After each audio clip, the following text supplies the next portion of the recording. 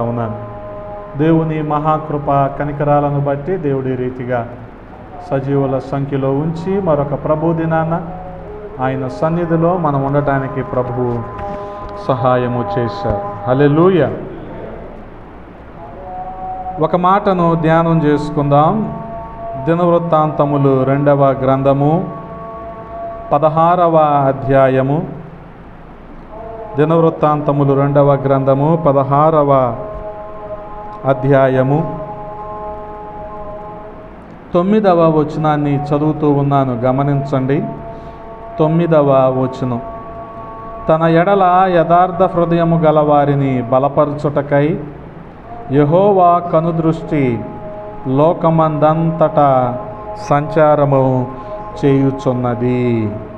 ఈ విషయమందు నీవు మతి తప్పి ప్రవర్తించితివి గనుక ఇది మొదలుకొని నీకు యుద్ధములే కలుగును. ప్రార్థన.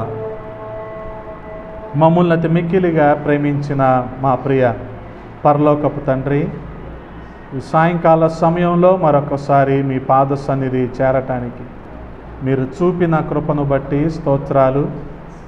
గడచిన కాలం మీ రెక్కల నీడలో భద్రపరిచారు. క్షేమాన్ని సమృద్ధిని ప్రతి ఒక్కరికి అందించారు. వందనాలు. మరొక ప్రభు దినాన మీ సన్నిధిలో మేము కూడి ఉండటానికి నాయన సహాయము చేశారు. ఈ సమయంలో మా మధ్యలో మీరు సంచరించండి. మీ ఆత్మకార్యాలు మా మధ్యలోన జరిగించండి. ఈ లేఖనాల ద్వారా మాలో ప్రతి ఒక్కరితో మీరు ముచ్చటించమని బతిమాలుకుంటూ ఉన్నాం. సమస్తాన్ని మీ స్వాధీనంలో ఉంచుకొనండి.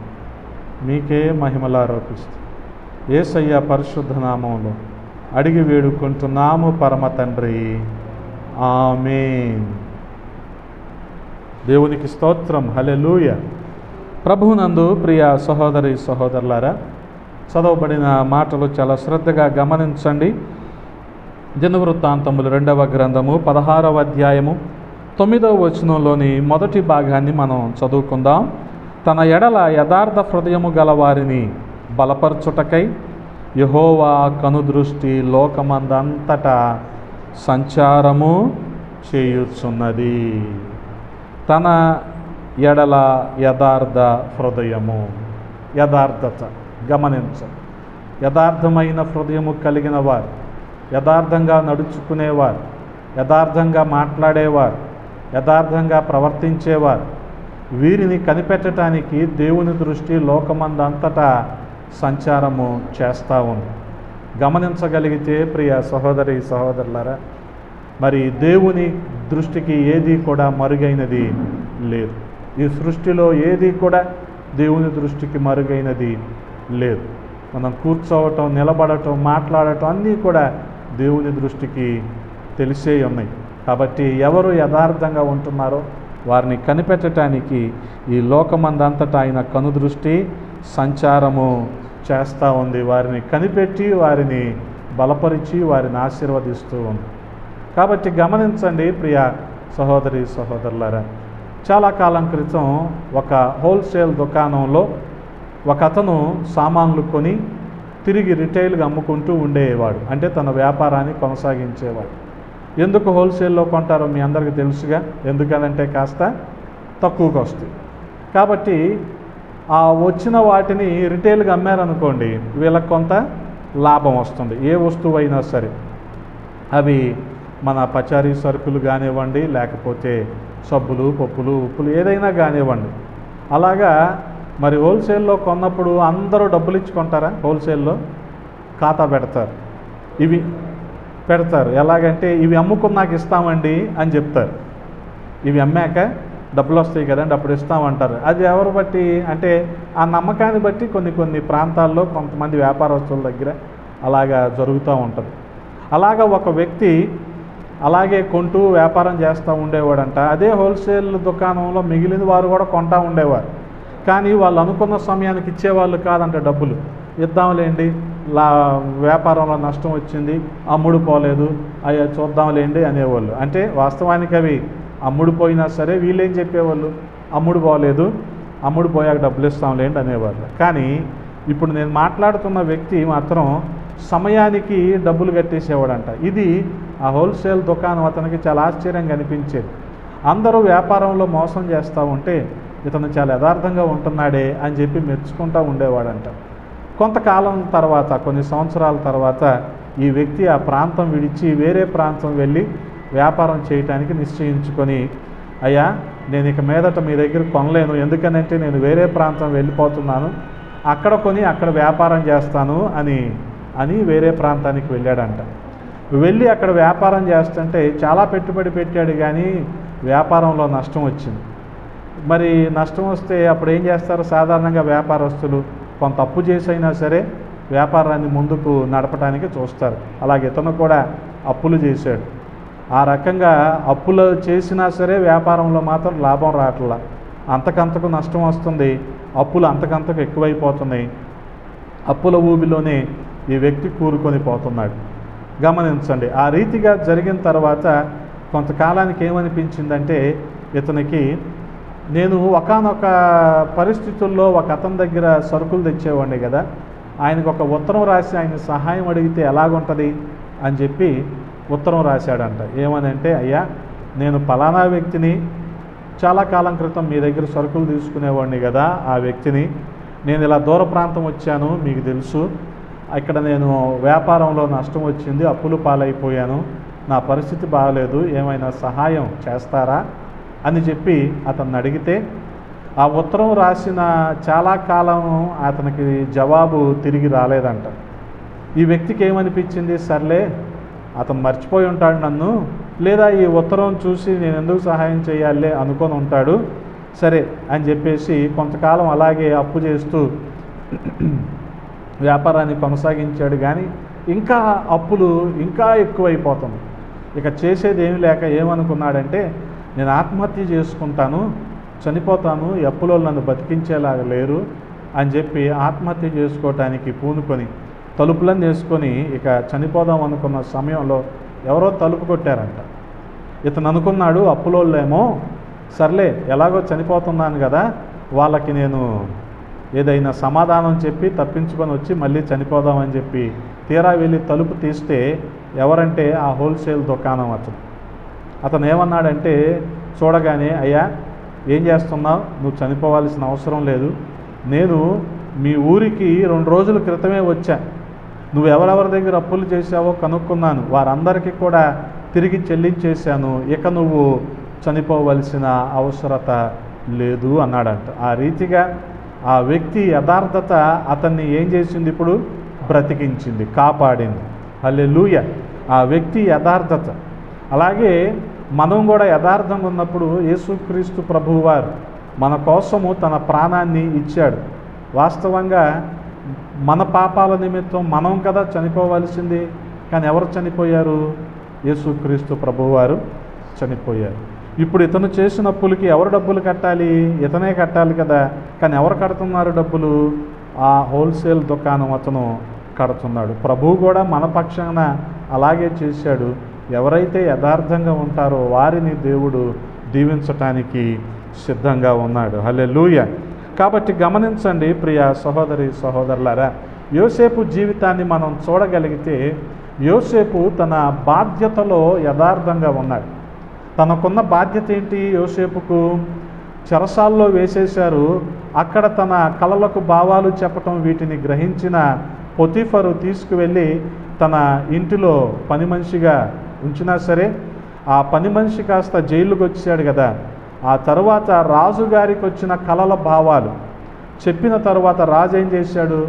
రాజు తర్వాత అధికారి ఎవరంటే యోసేపే. అటువంటి స్థానంలో యోసేపుని పెట్టాడు. అంటే ఎంత బాధ్యత గమనించండి, అంత బాధ్యతాయుతమైన పదవిలో యోసేపును పెట్టాడు. ఆదికాండము 23వ అధ్యాయము.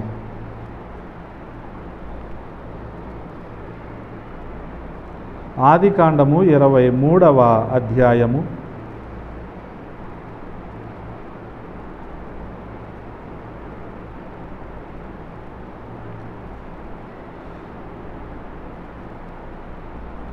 47వ అధ్యాయము. ఆదికాండము 47వ అధ్యాయము 14వ వచనాన్ని ఒకసారి చదువుదామా? 47, 14 వచ్చిన వారికి ధాన్యం అమ్ముట వలన ఐగుప్తు దేశములోను దొరికిన ద్రవ్యమంతా యోసేపు సమకూర్చిన ద్రవ్యమంతటిని ఫరో నగరిలోనికి. చూడండి ఎంత బాధ్యత కదా. ఈ బాధ్యతలో కొంత ఇంటికి పంపించచ్చా యోసేపు? పంపించుకునే అవకాశం ఉందిగా, పంపించాడా? మొత్తం కూడా ఫరోకి అప్పచెప్పేశాడు. అంత బాధ్యతాయుతంగా యోసేపు ఉన్నాడు. అలాగే 20వ వచనంలో చూడగలిగితే యోసేపు ఎంత బాధ్యతాయుతంగా ఉన్నాడో మనం అర్థం చేసుకోవచ్చు. ఐగుప్తు భూములన్నిటినీ ఫరో కొరకు కొన్నాడు. కరువు వారికి భారమైనందున అమ్మివేసిరి గనుక భూమి. గమనించండి, ఈ రీతిగా బాధ్యతాయుతంగా అతను ఏ పని చేసినా అది ఎవరికి లాభకరంగా ఉండేలా చూశాడు? ఫరోకి లాభకరంగా ఉండేలాగా చూశాడు. 23వ వచనం గమనించండి.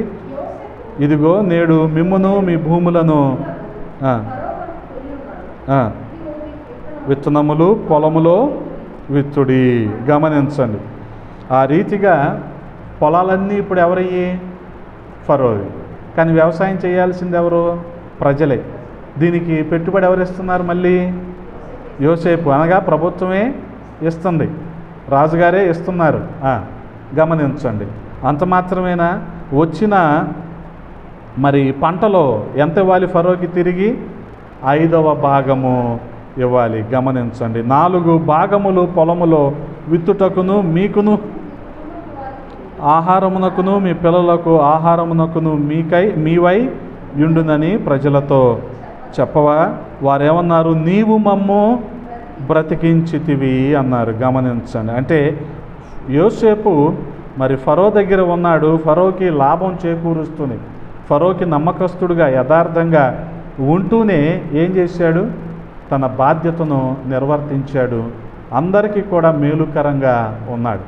ఈ రీతిగా యోసేపు తన బాధ్యతలో యథార్థంగా ఉన్నాడు. గమనించండి, అలాగే మనం చూడగలిగితే యోబు శ్రమలంతటిలో, తను పొందిన శ్రమ అంతటిలో నమ్మకంగా ఉన్నట్లు మనం చూస్తూ ఉంటాం.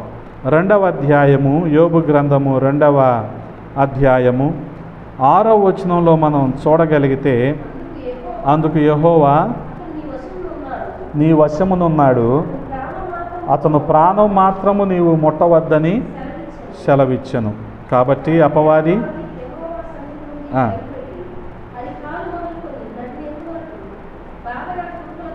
యోబును మొత్తెను. అతడు ఒళ్ళు గోక్కొనుటకై చెల్లపెంకు తీసుకొని బూడిదలో కూర్చుండగా భార్య వచ్చి ఏమంటుంది? నీవు ఇంకను యథార్థతను వదలకుందువా? దేవుని దూషించి మరణము కమ్మెనను. గమనించండి, అంటే ఈ శ్రమల్లో కూడా యోబు ఎలాగున్నాడు? తన యథార్థతను విడిచిపెట్టలేదు, తన యథార్థతను కాపాడుకున్నాడు. తన నోటితో కూడా ఏ పాపము చేయలేదు, కనీసం నోటితో పల్లెత్తు మాట కూడా అనలేదు. గమనించండి, ఆ రీతిగా తన యథార్థతను శ్రమల్లో కూడా కాపాడుకున్నాడు. భార్య వచ్చి ఏమంటుంది? ఇంకా యథార్థత వదలకుండా ఉంటావా అంటే, ఆ తర్వాత ఏమంటున్నాడు 10వ వచనంలో? మూర్ఖురాలు మాట్లాడునట్లు నీవు మాట్లాడుచున్నావు. మనం దేవుని వలన మేలు అనుభవించుదుమా, కీడును మనం అనుభవింప తగదా అనెను. ఈ సంగతులలో ఏ విషయమందును యోబు నోటి మాటతోనైనను పాపము చెయ్యలేదు. ఎంత గొప్ప యథార్థత! గమనించండి, యోసేపేమో తన బాధ్యతల్లో యథార్థంగా ఉన్నాడు, యోబు శ్రమల్లో కూడా యథార్థంగా ఉన్నాడు. వాస్తవంగా శ్రమల్లో మనకి నిరాశ వచ్చి ఇతరులను దూషించటం, ఇతరులను నిందించటం ఎక్కువైపోద్ది. ఆఖరికి దేవుడిని కూడా నిందిస్తాం, దేవుడు మాకు ఏం చేశాడు అని. గమనించండి, కానీ ఇక్కడ యోబు తన శ్రమల్లో, యోబు వాస్తవానికి చాలా ధనవంతుడు, కానీ ఇప్పుడు పరిస్థితి ఎలాగుంది? ఒళ్ళంతా కురుపులు, గోక్కోటానికి చెల్లపెంకు తీసుకున్నాడు, బూడిదలో కూర్చున్నాడు, ఆస్తి పోయింది, కుటుంబ సభ్యులు భార్య తప్ప బిడ్డలందరూ చనిపోయారు. ఆ రీతిగా ఉన్న శ్రమల్లో కూడా తన యథార్థతను విడిచిపెట్టలేదు. అలాగే దానియేలును మనం చూడగలిగితే ప్రార్థనలో తన యథార్థతను విడిచిపెట్టలేదు. దానియేలు గ్రంథము 6వ అధ్యాయము 10వ వచనంలో మనం చూడగలిగితే, ఇట్టి శాసనము సంతకము చేయబడినని దానియేలు తెలుసుకొనినను అతడు తన ఇంటికి వెళ్ళి యథాప్రకారము అనుదినము ముమ్మారు మోకాళ్ళుని తన ఇంటి పైగది కిటికీలు యెరూషలేము తట్టునకు తెరవబడి ఉండగా తన దేవునికి ప్రార్థన చేయుచు ఆయనను స్తుతించుచు వచ్చెను. గమనించండి, దానియేలు ఎలాగున్నాడు? అధికారంలో ఉన్నాగా, ఇప్పుడు అంత టైం లేదులే ప్రార్థన చేయటానికి అనుకున్నాడా? అనుకోలా. ఎలాగున్నాడు? ప్రార్థనలో కూడా తన యథార్థతను విడిచిపెట్టలేదు. రాజుని తప్ప, రాజు చేయించిన విగ్రహాన్ని తప్ప ఎవరు దేనికి మొక్కకూడదని శాసనము ఉన్నా సరే ఏం చేస్తున్నాడు? యథాప్రకారము ఎప్పుడు ఏం చేస్తాడు?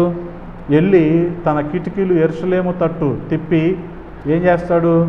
రోజుకి 3 సార్లు మోకాళ్ళ మీద ఉండి ప్రార్థన చేస్తాడు. అటువంటి విధంగా ప్రార్థనలో తన యథార్థతను చూపిస్తున్నాడు దానియేలు. గమనించండి, యోసేపేమో తన బాధ్యతల్లో యథార్థంగా ఉన్నాడు. యోబు శ్రమల్లో కూడా యథార్థంగా ఉన్నాడు. దానియేలు ప్రార్థనలో యథార్థంగా ఉన్నాడు. అంత మాత్రమే కాదు, ఆ తర్వాత అధ్యాయము 3వ అధ్యాయములో దానియేలు గ్రంథం 3వ అధ్యాయములో మనం చూడగలిగితే, దానియేలు గ్రంథం 3వ అధ్యాయము 14వ వచనంలో మనకి షడ్రకు, మేషాకు, అబేద్నెగోలు కనపడుతూ ఉంటారు. దానియేలు గ్రంథం 3వ అధ్యాయము 14వ వచనం, అంతటా నెబుకద్నెజరు వారితో ఇట్లనెను, షద్రకు, మేషాకు, అబేద్నెగో, మీరు నా దేవతను పూజించుట లేదనియు నేను నిలువబెట్టించిన బంగారు ప్రతిమను నమస్కరించుట లేదనియు నాకు వినబడింది. నిజమేనా అంటే వాళ్ళు ఏమన్నారు? గమనించండి,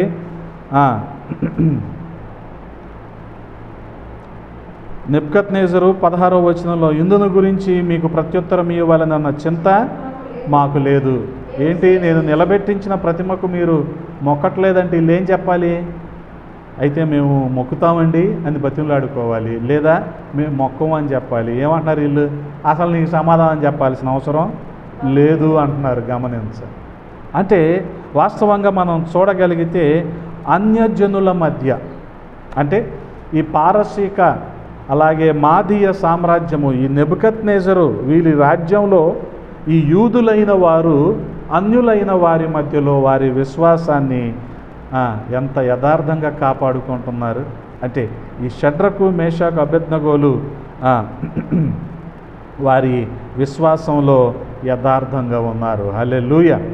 గమనించండి, ఆ రీతిగా మనం చూడగలిగితే మండుచున్న అగ్నిగుండంలో వేయబడతారు అంటే వీళ్ళని వేయటానికి వచ్చిన వాళ్ళు చనిపోయారు, కానీ వీళ్ళకి మాత్రం ఒక్క వెంట్రుక కూడా కాలిపోలేదు. వీళ్ళ బట్టలు ఏమాత్రం కూడా కాలిపోలేదు. ఎంత గొప్ప అద్భుతం అండి ఇది! వారి విశ్వాసానికి తగిన ఫలాన్ని వారు అనుభవించారు. కాబట్టి గమనించండి ప్రియ సహోదరి సహోదరులారా, చూడగలిగితే యోసేపు తన బాధ్యతల్లో యథార్థతను కాపాడుకున్నాడు. యోబు శ్రమల్లో కూడా యథార్థతను కాపాడుకున్నాడు. దానియేలు ప్రార్థనలో యథార్థంగా ఉన్నాడు. ఎన్ని ఇబ్బందులు వచ్చినా, ఎన్ని ఆటంకాలు వచ్చినా తను రోజు ఎలాగైతే ప్రార్థన చేసుకుంటాడో అలాగే ప్రార్థన చేసుకున్నాడు కదా. అలాగే ఈ 3 యూదులు వారి విశ్వాసములో యథార్థంగా ఉన్నారు.